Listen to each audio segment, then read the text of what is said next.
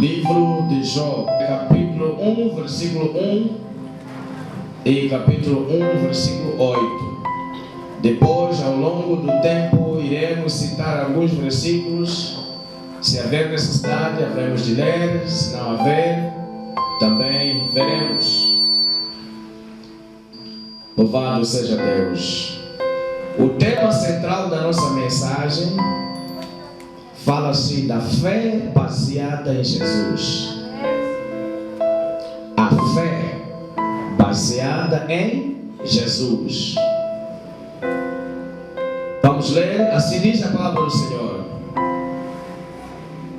Havia um homem na terra de Uz, cujo seu nome era Jó. Este homem era íntegro e reto, temia a Deus e desviava-se do mal. Palavra do Senhor. No versículo 8, ainda repete o mesmo assunto. Então disse o Senhor a Satanás: observaste o meu servo Jó? Não há na terra semelhante a ele, homem íntegro, reto, que teme e desvia-se do mal. Teme a Deus e desvia-se do mal. Aqui estamos a ver numa terra chamada Uz, lá no Médio Oriente, que havia este homem chamado Jó.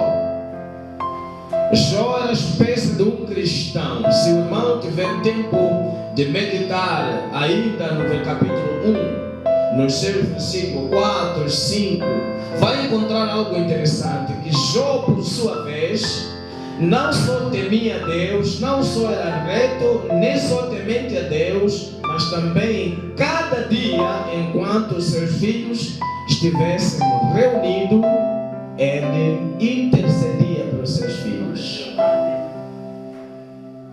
Os seus filhos tinham o hábito de passarem dias entre irmãos, fazendo as suas festas, mas o pai, do outro lado, tinha um espírito da intercessão pelos seus filhos. E a Bíblia diz que, a fim e ao cabo, ele solicitava a seus filhos, ele fazia o holocausto, sacrifício para Deus, no sentido de que, se ao longo das suas festas tiveram algo contra a vontade de Deus, perdoa eles. Essa foi uma vida muito séria que este homem levava. Ao longo da Bíblia, quando nós lemos e entendemos o historial, que um dia apareceu os anjos do Senhor, os filhos de Deus. O Satanás, o trapaceador, também passava por aí. E o Senhor faz uma pergunta provocativa a Satanás.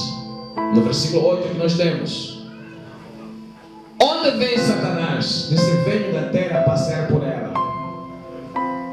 Estamos a ver? Estamos a falar isso?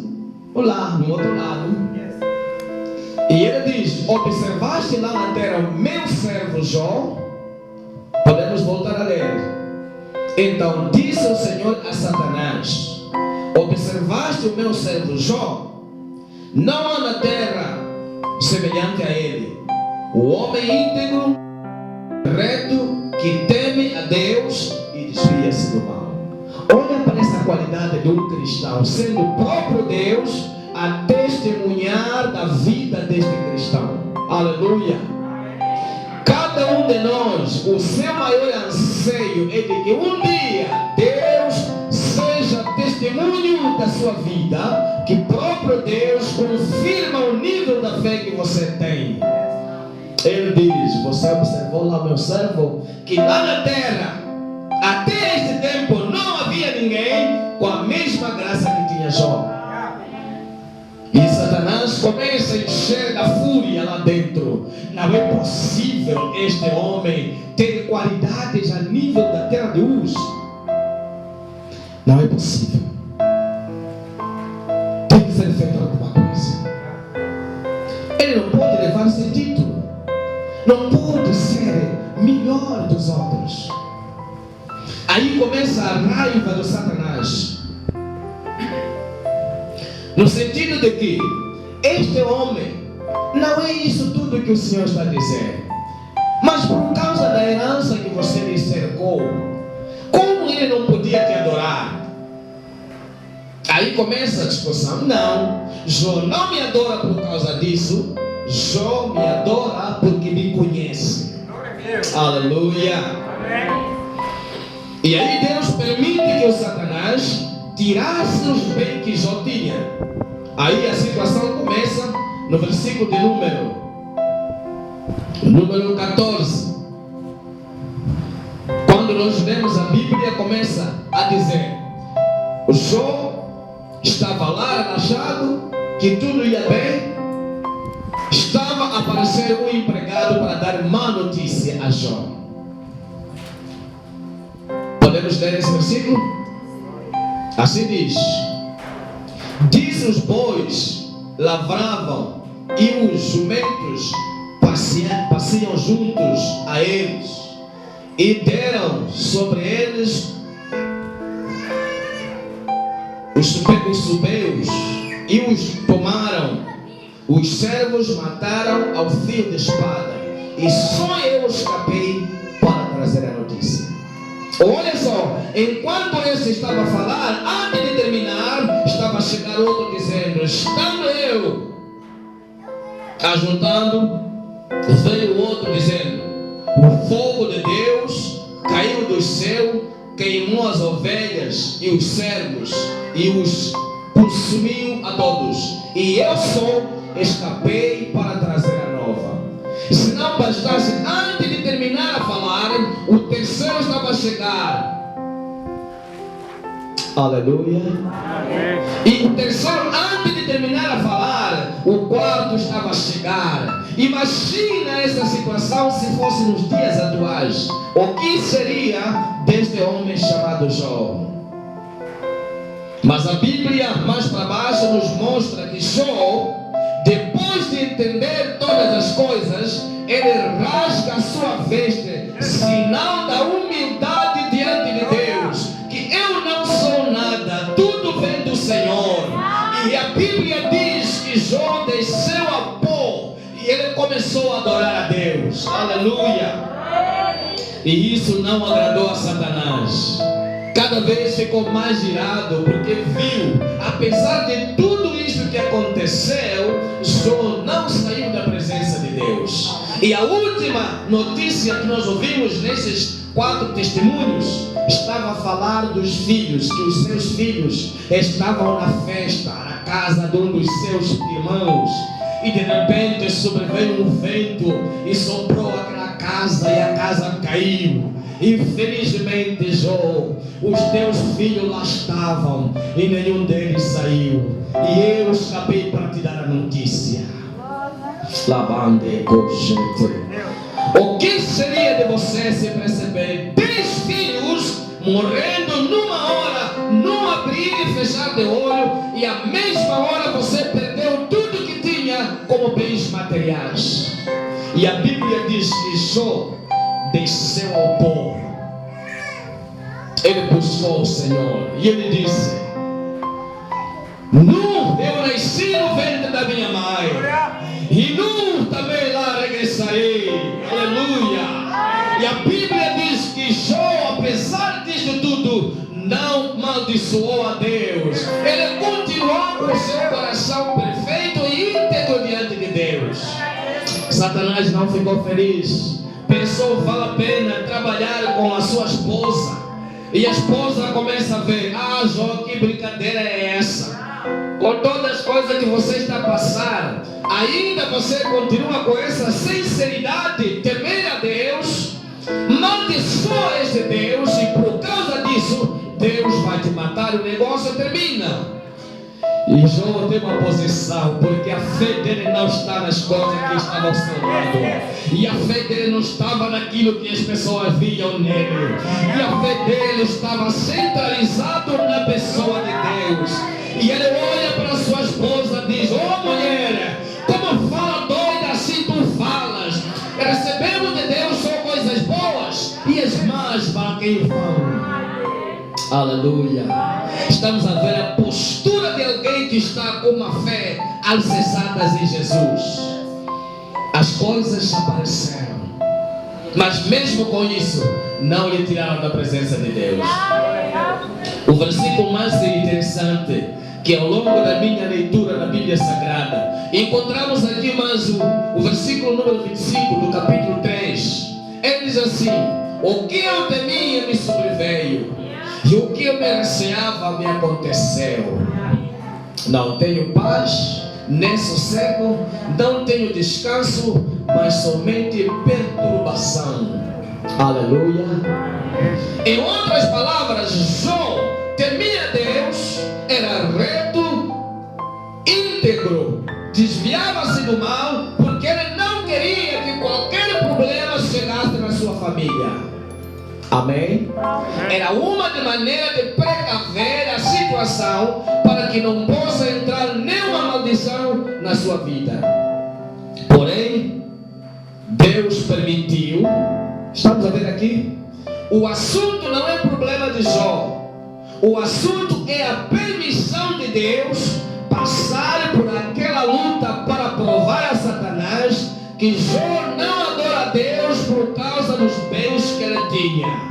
Ele não adora porque ele tinha condições financeiras, mas adora porque conhece a Deus e a sua fé estava somente em Deus. Aleluia. E a Bíblia diz que Jó começa a explicar em suas palavras: aquilo que eu temia que me viesse, agora me sobreveio. É uma situação difícil. Quando nós levamos a teologia, a Bíblia ensina, ou os teólogos ensinam, que esta chama-se a vontade permissiva de Deus, onde Deus permite uma situação acontecer, apesar de tantas orações que você faz, tantas vezes que você já buscou, já jejuou, já procurou, já bateu, já fez tudo o que poder pode, mas não consegue sair daquela situação. É a vontade permissiva de Deus. Algo Deus quer confirmar depois. Algo Deus quer fazer envergonhar a Satanás. Que esse não me adora pelas coisas que ele tem. Não me adora porque ele tem carro, tem casa, tem família, mas ele me adora porque me conhece. Essa é a verdadeira igreja. Este é o verdadeiro cristão. E a Bíblia está a procurar hoje, no capítulo 4 de João, versículo número 24. Eis que a hora vem, e agora é chegada, onde os verdadeiros adoradores, aleluia, adoram o Pai em espírito e em verdade. O Senhor ainda nesta manhã está a procurar um coração criador. Oh, Jesus está procurando quem pode adorar de coração e em verdade. Jesus está a procurar ao longo deste mundo, desta terra e aqui, quem pode adorar em espírito e em verdade. Tem muita gente que carrega uma Bíblia para a igreja, nem vão lá adorar. Tem muita gente que passeia o rola nas igrejas, não vão lá para adorar. Vão criar igreja, um lugar de encontro, referência para tratar o negócio, assuntos pessoais, problemas sociais, não para adorar a Deus. Mas o Senhor está a procurar um coração que está aberto para adorar a Deus. E Ele diz: a hora é chegada, e a hora é a chegada também, em que os verdadeiros adoradores não adoram o Pai só, mas em espírito e em verdade. E o Pai procura esses. E o Senhor está aqui nesta manhã, procurando quem está a adorar ao Senhor. Você não é preciso testemunhar, mas o seu coração, a sua humildade, o seu temor a Deus, aquilo que você tem feito para Deus, provas a Deus que você está a adorar em espírito e verdade. Eu estou falando para o povo pentecostal: adora Ele nesta manhã, glorifica a Deus nesta manhã, aleluia, porque nosso Deus é grande, Ele tem bons planos para a sua vida. Escuta só o que aconteceu. Enquanto Jó estava nessa situação, ele não se deixa levar com desânimo. Muitas vezes Nós, quando estamos numa situação, o que nos faz perder a força, o que mata a fé, não é aquilo que nós pensamos, é o desânimo. Quando nós começamos a parte da autoestima, perder a confiança em Deus, nós começamos a sair do propósito de Deus. Jó se afirma na palavra do Senhor. E ele diz assim, no capítulo de número 13, versículo de número 13. Ele diz assim: calai-vos na minha presença e eu falarei. Venha sobre mim o que vier, e ainda que me matar, nele eu continuarei a esperar. Aleluia, igreja de Cristo.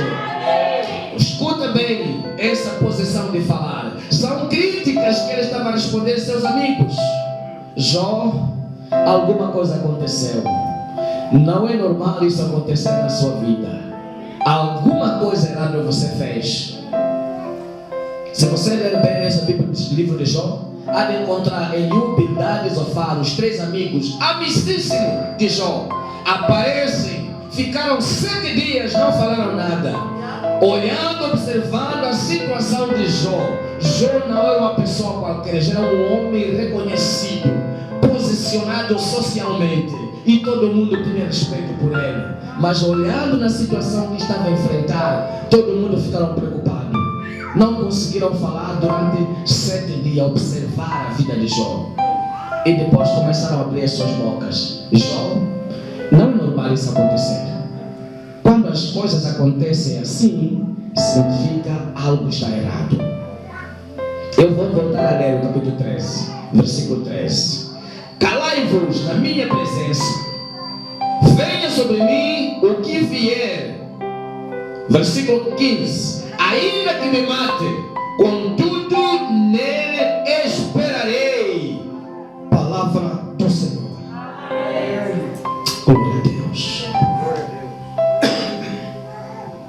Nosso Deus precisa de pessoas que têm esse tipo de fé. Escuta só. Já perdeu 10 filhos, já perdeu toda a herança, perdeu a saúde.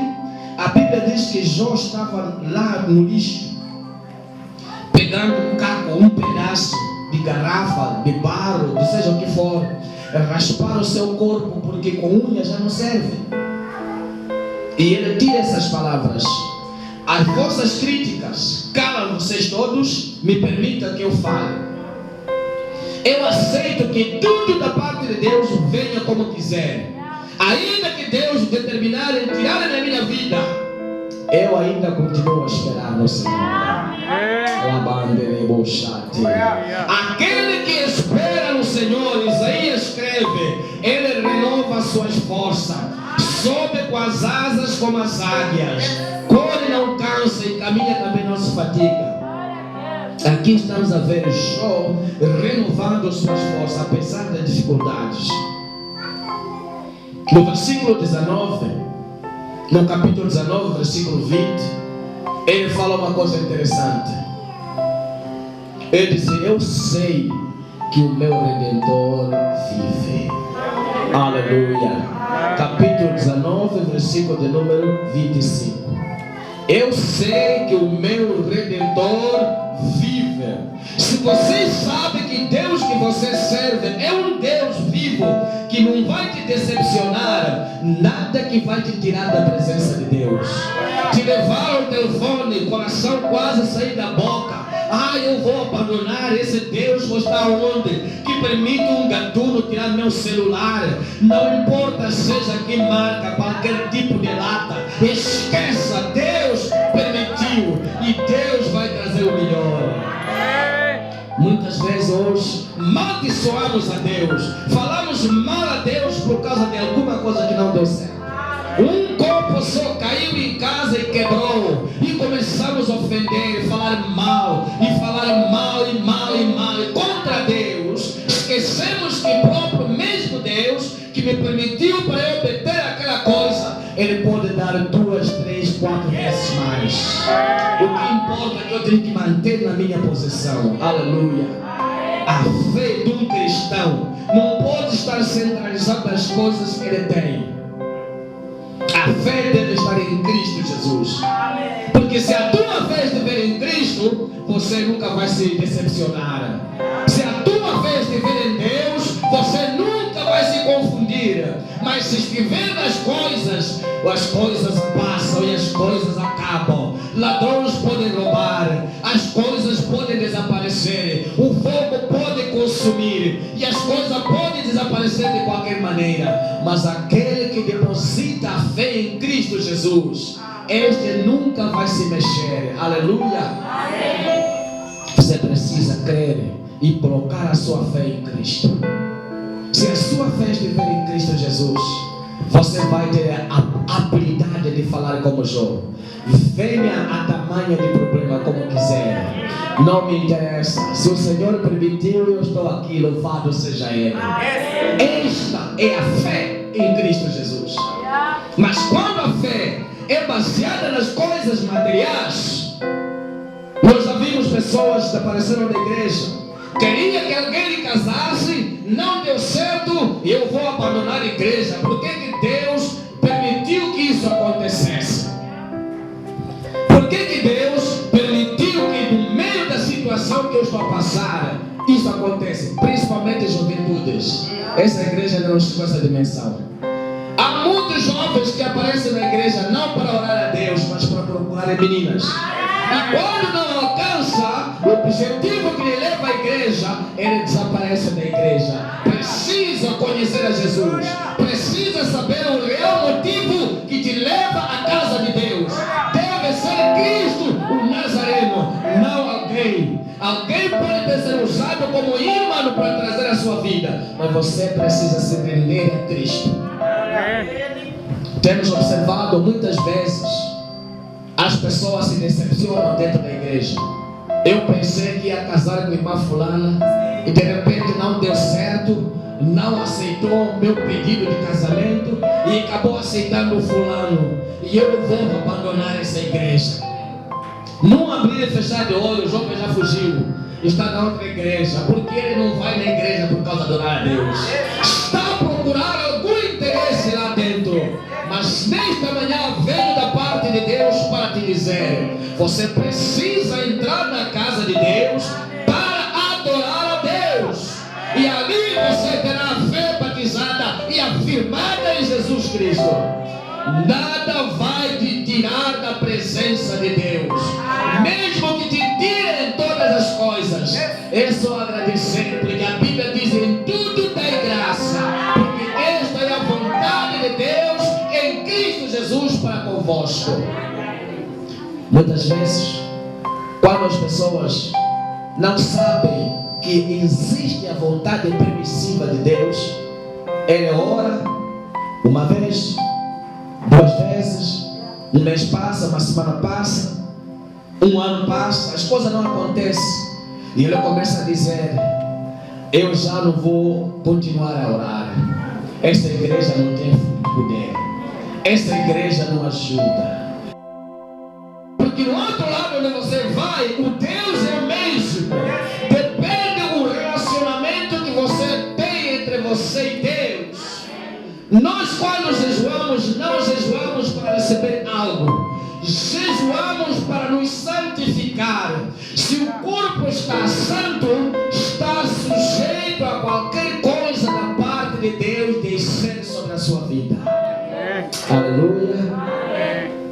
Quando a nossa fé está em Cristo, as pessoas vão nos chamar de loucos, porque as pessoas vão nos ver que estamos na desgraça, mas nós vamos estar a sentir-se à vontade, e até as pessoas não vão entender de onde é que vem esta alegria. Dormiu a fome, você vai dizer amém. Existem alguns com tanta riqueza não conseguiram chegar hoje. Pelo menos eu consegui. Não tenho muita roupa para mudar, mas pelo menos tenho alguma coisa para vestir. Existe alguém que está dormindo na estrada a cobrir cartão. Se você conseguir comer hoje, diga: Deus, obrigado. Não é do melhor, mas pelo menos tenho na minha mesa. Existe alguém nesta hora que está subindo a seu estômago. Agradeça a Deus por isso.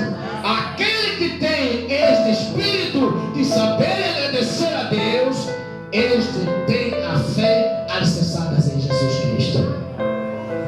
Aleluia.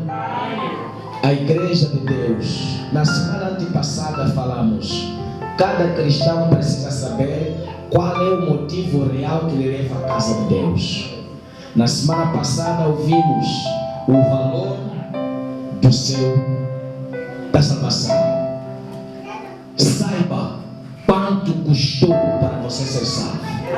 E hoje estamos a dizer, para você continuar, a sua fé precisa estar em Jesus. Quando estiver nas pessoas, vão te decepcionar. Porque a pessoa pode dizer algo agora mesmo, mas depois vão te dizer que não funciona. Algumas pessoas vão te prometer alguma coisa, mas depois vão mudar. Vai dizer que irmão não ouviu bem, não fui eu que disse. Você deve ter problema, audição. Se calhar são sequelas da situação que estás passando. Tantas coisas que a pessoa pode fazer, mas quero dizer, quando nós temos a fé baseada em Jesus Cristo, nós aceitamos as coisas como elas são, porque sabemos que tudo que tem aqui no mundo são passageiros e nada pode te separar do amor de Cristo. Paulo descreve este assunto porque sabe que tudo que nós temos, elas são coisas que podem aparecer e desaparecer, mas a minha fé tem que estar em Deus. Se o meu coração está salvo, Deus vai fazer o que Ele prometeu na sua palavra. E a Bíblia diz, aquele que prometeu é fiel para cumprir. Significa tudo que Deus traçou na sua vida, que isto vai acontecer desta maneira, e cada coisa vai acontecer no tempo certo, na hora certa, para se cumprir as profecias de Deus na sua vida. Aleluia. Queremos acreditar, meus queridos irmãos. Vamos ter atitude como de Jó. 4 características importantes na vida de um cristão. Primeiro, ser íntegro. A integridade é aquilo que prova. Você não mente, você nunca aumenta nem diminui. Fala a verdade. Vai conseguir, diga sim. Se você vê que não vai conseguir, diga não. Personalidade. Na África do Sul se fala o Ubuntu Kabantu. A personalidade que qualifica as pessoas vem da integridade. Para que devemos ser íntegros. Depois, retidão. Ser conhecido pela sua postura. Que aquele irmão não vai te esquinar. Se você está errado, vai te falar mesmo que você está errado. Tem alguns para trazer o ânimo às pessoas. Mas dá para suportar um pouco. Não, fala a verdade. Está errado. É duro, mas é verdade. É retidão. Temor a Deus. Salomão descreve como um dos princípios de sabedoria.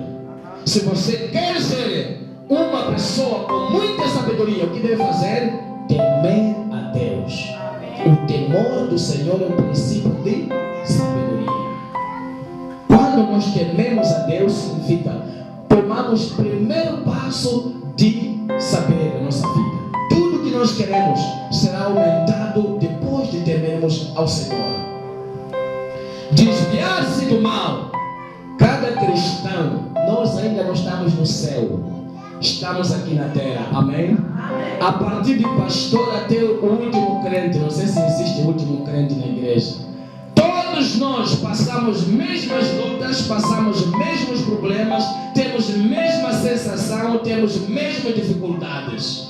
Se conseguirmos vencer, não porque sou pastor. Pastor como pastor é um ministério que ele tem, mas no outro lado é pessoa dotada com as personalidades próprias. Sente também emoções, sente também alegria, tristeza, por isso também ele chora, por isso também passa pela luta, porque é pessoa. Amém? Amém. Significa dizer, todos nós precisamos lutar para que não possamos entrar na sensação do pecado. Aleluia. Lutar para nos desviar-se do pecado, porque o pecado está todos os dias postas à nossa frente, nas conversas, nas mídias, onde andamos, com quem trabalhamos, está lá cheio, porque o mundo pela sua natureza está contaminada do pecado. O que deve ser feito? Cada dia tenho que evitar. Eu vou perceber que esta conversa, onde vai terminar, vai culminar a falar mal de alguém. E eu tenho que desviar desta situação. Porque não é meu caráter para me identificar em julgar outra pessoa, em detrimento de querer provar a ele que eu sou bom. Aleluia. Amém. Estas 4 características: íntegro, ou a integridade, retidão, temor a Deus e o desviar-se do mal. O desviar-se do mal tem relacionamento com o temor a Deus. Se eu amo a Deus, vou ter que fugir das coisas do mal para estar mais próximo de Deus. Aleluia. Quando assim fizermos, quando assim nos comportar, estaremos aprovados que a nossa fé não está alicerçada nas coisas terrenas ou as coisas materiais. A nossa fé está alicerçada em Jesus Cristo. Por isso, meus queridos, vamos fazer a nossa parte. Jesus vai fazer a sua parte na nossa vida. E Ele fez o primeiro trabalho na cruz, morreu por nós, deu-nos a graça. Hoje somos filhos de Deus. E nós, como cristãos que aceitamos a Ele, ou que fomos a Ele nos render diante de Deus, agora existe também a nossa parte: esforçar-se para sair do mal.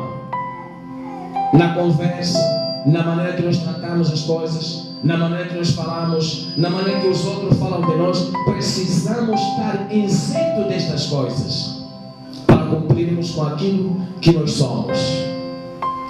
Cristão, não podemos aceitar que a nossa fé se centraliza nas coisas que a gente vemos. Alguns vão à igreja por causa das influências dos outros. Quando os outros não vão, ele diz também: eu não vou na igreja. Porque a minha fé está centralizada na pessoa. Se a pessoa decidir abandonar a igreja, eu também vou ter que abandonar.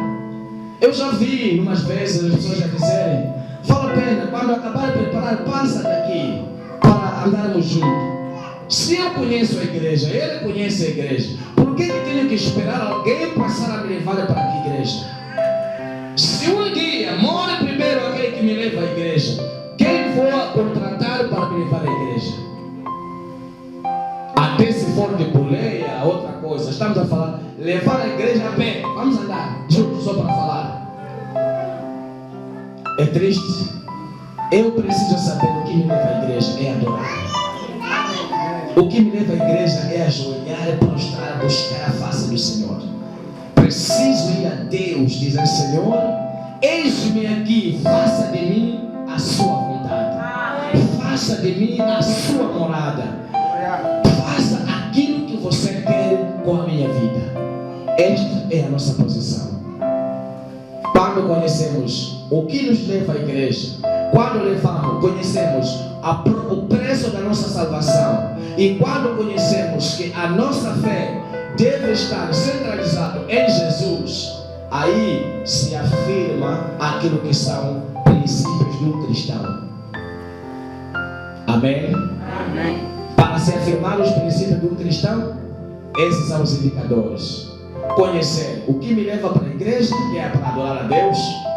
Segundo, saber o que Jesus fez por mim. Terceiro, a minha fé deve estar em Jesus. E a Bíblia declara assim, que a fé é firme fundamentos das coisas que se espera, que ainda não se viu, e a verdade dessas coisas. Olha para essa definição aqui. Coisa que você ainda não viu, mas você crê que é verdade, é a definição da fé. Hebreus capítulo 11. Alguém pode nos ler rapidamente essa definição? Para entendermos a essência da fé. A fé não é só eu creio existe fé natural que todo mundo tem. Se o dia nasce, sabemos que temos a fé que é tarde também. É fé. Mas não é essa que nós falamos. O irmão Manuel pode perceber na leitura. Diz assim a palavra de Deus: ora, a fé é o firme fundamento das coisas que se esperam e a prova de coisas que não se veem. A prova das coisas que não se veem. Alguém já viu Deus? Mas acreditamos que Deus existe. É a prova através da sua palavra. E nós, pela fé, alcançamos grandes coisas. Por isso, a igreja de Cristo ativa a sua fé na pessoa certa, na hora certa e a pessoa certa. Isso vai te ajudar, que você não está a olhar nos lados. Você vai ir adorar ao Senhor, independentemente com ou sem meios, você vai estar pronto para adorar a Deus. Aleluia. Amém. Nós queremos ter um momento de oração, mas antes eu queria dar uma palavra aqui, que o irmão, alguns de nós não conseguimos afirmar fé em Jesus por causa das influências das pessoas, por causa do que os outros nos falam. Algumas pessoas por causa daqueles que um pouco mais que creiam Deus diante de nós. Nós ficamos presos para essas pessoas, que o que ele diz é verdade. O que ele diz é verdade. Eu quero te desafiar. Você sai dessa linha de ser preso com alguém. Você precisa estar conectado somente com Jesus. Pode ter ouvido alguém falar de Jesus, mas o que te motiva a estar na igreja tem que ser Cristo Jesus, o ressurreto, aquele que ressuscitou no terceiro dia. Quando assim tivermos a fé, quando mantemos a nossa fé nesta maneira, iremos fazer grandes coisas e o Senhor vai confirmar a nossa vida. Podemos colocar de pé. Às vezes, quando o Senhor fala conosco através da mensagem, às vezes, quando nós estamos ouvindo a palavra de Deus, dentro do nosso coração tem havido uma guerra muito grande, no sentido de fazer a vontade de Deus ou não fazer. Aqui falamos muitas coisas, mas o importante é que cada cristão, na sua essência, deve colocar Jesus como o centro da sua salvação, o centro da sua fé, porque todas as coisas que acontecem no mundo passam, mas o Senhor dura para sempre. Aleluia. Nós queremos orar. E às vezes, quando começamos a orar, algumas pessoas sentem cansado. E eu quero te desafiar mais um pouco. Quando você ora, Satanás nunca vai ter tempo com a sua vida. A igreja de Deus não começou a pregar, começou a orar, começou a buscar, jejuar. E quando isto acontecia, a igreja crescia cada dia. Nós hoje ouvimos a palavra de Deus. Vamos manter a fé em Jesus. Deixemos de confiar nas pessoas. A Bíblia fala, Jeremias capítulo 17, versículo 5: maldito é o homem que confia no outro homem. Não podemos ter a inteira confiança na pessoa, mas vamos confiar em Deus. Porque as pessoas podem prometer coisas hoje mesmo, até o fim do dia, diz que já esqueci. Mas Deus não. Prometeu acerca da fundação do mundo. Quantos bilhões de séculos passaram, mas até hoje a sua aliança é perpétua, até que o Senhor venha. Por isso, quando você orar, peça a Deus: Senhor, ajuda-me que a minha fé esteja baseada em Jesus. A minha fé deve estar centralizada na pessoa de Deus. Porque quando um cristão sabe que a fé está lá, ele vai ficar motivado, independentemente da situação que ele está passando. Aleluia. Nós precisamos que o Senhor fale conosco. Precisamos que Deus escute a nossa oração. Mas na verdade só isso vai acontecer quando nós também tivermos uma fé baseada em Jesus Cristo. Queremos cantar um hino aqui. Enquanto cantamos esse hino aqui, o irmão mantenha-se firme. Centraliza a sua fé na pessoa certa. Quando você vê a igreja, olha o irmão como irmão, valoriza ele, respeita ele, mas você deve saber que estou aqui individualmente. O assunto é eu e Deus. Se eu não orar aqui, sozinho vou ficar por trás. E os outros estão a avançar. Por isso aqueles que cantam lá no Zimbábue falam que na mata Jesus é Nangantangue. Se você não fazer a tua parte, ninguém vai fazer por ti.